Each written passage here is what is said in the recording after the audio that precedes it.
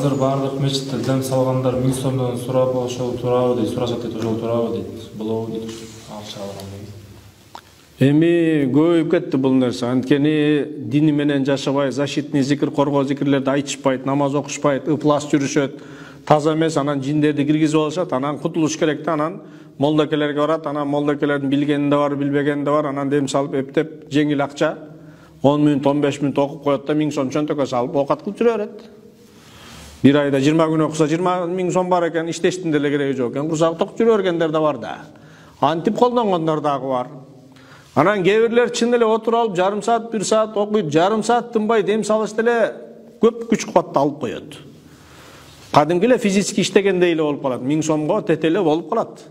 Eğer çini menen jini girip ketken bolso, sıyıkır duası bolso, kara duası var bolso, anan keyin okuatkan adamda Kur'an'ın ayatları menen, şariat jolu menen, kasida emez, ır emez, budumuk çünüksüz nerselerde okuyaydı. Yok, Kur'an'dan ayatların açık aykın nerselerde okup dem salı atsa, yarım saatte dem salı atsa, 1000 som dese anda beriniz. Doktorga girip çıkan gale, priyom gale 500 som beresin. Je antpeyin men akça berbeyim desеңizdер, анда өзүңүздөр ошо дем салган аяттарды, хадистерди, дуаларды үйрөнүп алгыла дагы, өзүңөр дарат алып туруп, өзүңөр күйөөсү, аялын аялы күйөөсүнө дем салгыла. Экономия тетесиңер. Билбесеңер анда билгендерге барып салдыргыла, бирок жанагындай ачык, айкын, анык дем салсын. Анан эле бир будумук нерсени окуп эле дем салмыш болгон акчаны алып өткөн болсо, анда сарлатаңдар анда. Аларга салдырбагыла. Бүгін эмне дейт? Бүгін чогулушта мындай дейт. Бирөө мусулман аттуулар молдолорго сөз тийгизет. Молдолордон айланып кетсин. Анан сүйлөшүп кыйкырышып атабыз, 1 саат кыйкырыштык. Баягы эле президенттин 56-54 буйругу боюнча мал союлбасын өлгөндө. Кайра башталды. Кыйкырышып атабыз, анан аяндан, силер деле молдолор деле пакетти көтөрүп алып, 1000 сомду көтөрүп алып кетип атпайсыңарбы дейт. Ачуубуз келди, анан көп деле эметкен жокпуз, кармандык коем элдин көзүнчө деп, ошондо да кичине эмоция, ачуулук калтырган айттык. Андай болсо, болуп тур, ал бетпактык десең, анда сен эркек болуп туруп, эркек өзүнүн атасына жаназасын окуй албаган эркек ошол бетпак эркек дедин. Туурабы, папай? Туурабы, сен эркек болсоң, тилиң келет да, окуганды билесиң, жазганды билесиң. Өз атаңа өзүң жаназаны оку. Şariatta ошондой. Анткени баласы өзүнүн атасына, өзүнүн энесине күйүп, бышып, чын ыхластан ыйлап таза окуйт. Анткени өзүнүн атасы да, өзүнүн энеси. Туурабы? Молдокен атасы эмес ал, молдокен энеси эмес. Анан берген ошол 1000 сом менен ошол пакеттин милдет кылат да биздикилерчи бечаралар. Бетпактык, силер деле бетпактык кылып атпайсыңар дегендей кылды. Анан бетпактык мына могул dedi.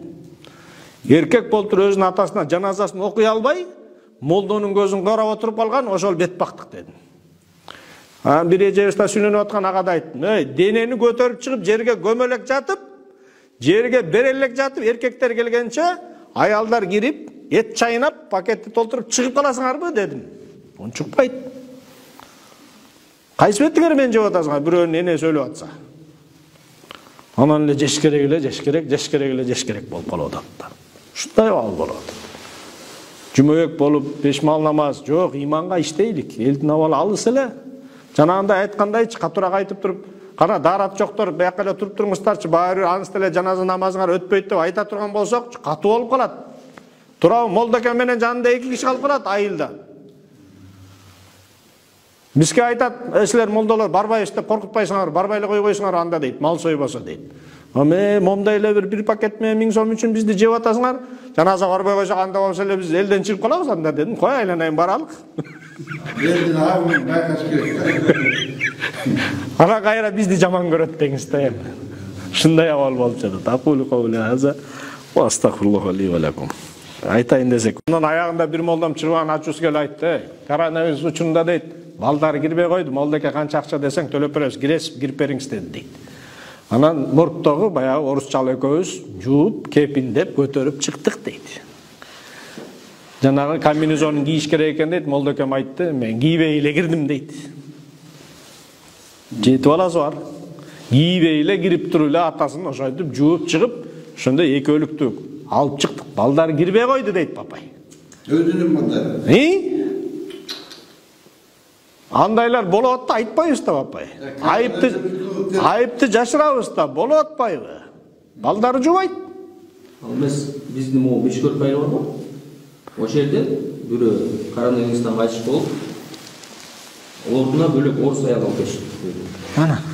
Барып көмүп, кийин орус аялдар барып караса аныкы башкача болуп орус аялдар касып кетип, кийин кайра жактан алмашып келип кайра көмүштү. Ошон Ташпай койгондо карабай койгондо. Коронавирус. коштошкон эмес да папай. Ати орустар бетинен прощение кылганда Жок, эми биздики деле кантип энемди бир көрүп алайын дейт да. Турабы? Кайсы бетиң менен энеңди көрбөй туруп анан эле молдо жаман дейт. Молдо эмнетим эле?